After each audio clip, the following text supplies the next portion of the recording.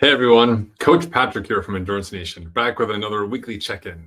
Just taking a look at the calendar, January 26th, I'm recording this video, which means it is the end of our first month.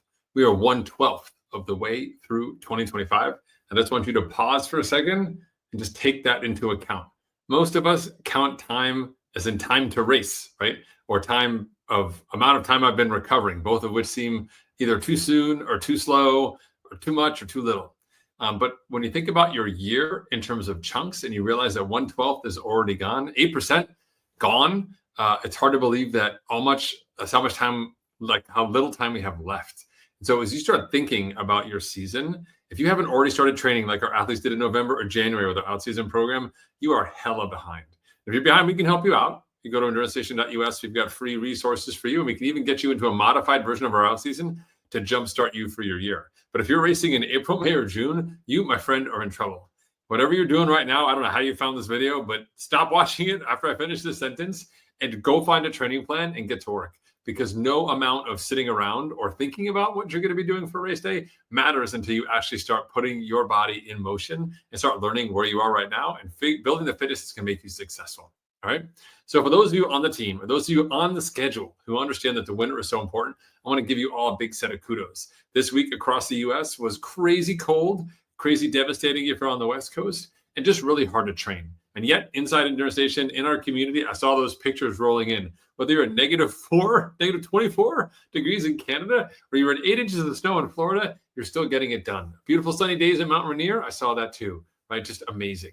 And as we look ahead to this year, I want you to understand that you're already doing the good work to get strong, but it's not always enough to simply do the work. So today I just wanted to reflect on what a great January looks like to prepare you for the rest of your year. Coming out of January right now, here are the 3 things that you should already know about yourself. You should know just how much rest you need. If you're following a protocol like Endurance Nations, you're doing a lot of hard work and a lot of rest as we build strength and critical power that we're going to carry into our endurance season. When you're doing this hard work, your body pushes back and says, hey, I see your intervals. I need rest. And your body is saying, this is how much rest I need. You should know now how much sleep you need before and how much sleep you need after. You should know how many calories you need before these critical sessions and how you need to fuel after. And that information is actually going to be really important. It's never the same from year to year, although we sure would love to use the same protein powder and sleep the same amount of time and use the same schedules last year. Life happens. Things change. And this last month has given you a real insight as to where your body is. And adapting to where you are now is actually a very critical skill to be successful as an endurance athlete. Not stop indexing off of where you want to be, that weight you want to be, or that speed you want to be, or that strength you want to be. Focus on where you are now and optimize now. Eliminating the problems now helps you get closer to where you want to be, not just continually just driving for that big number. Okay.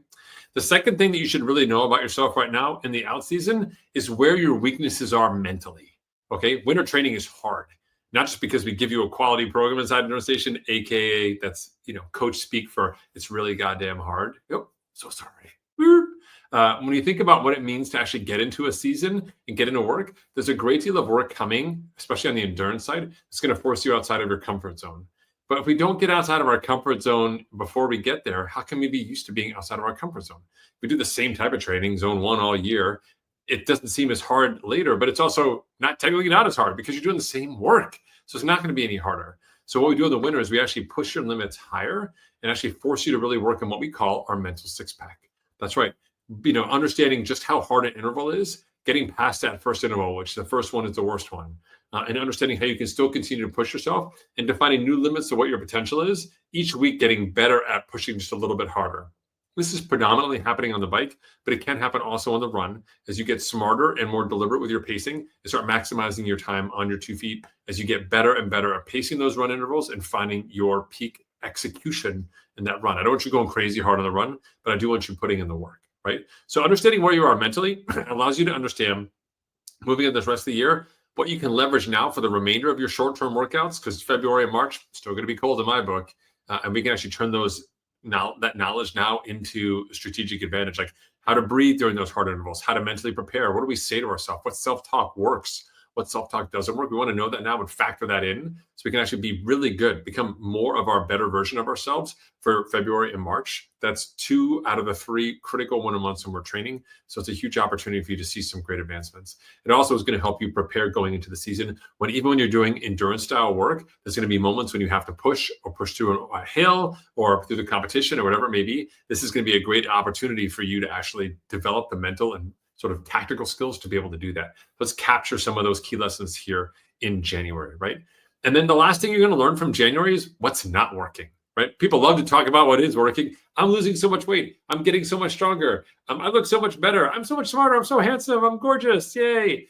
No, right? That's just all the crap that you see on social media. And the reality is that some of us are really struggling right now, whether it's like emotionally trying to wrap our heads around this big goal that we set for ourselves and we're not quite there yet. Totally par for the course. You, my friend, are not alone. Whether it's your body is pushing back and saying, I understand you want to do those mile repeats. I'm not having it. And that's your Achilles talking. It's not your coach, right? It's not your spouse. It's your Achilles, right?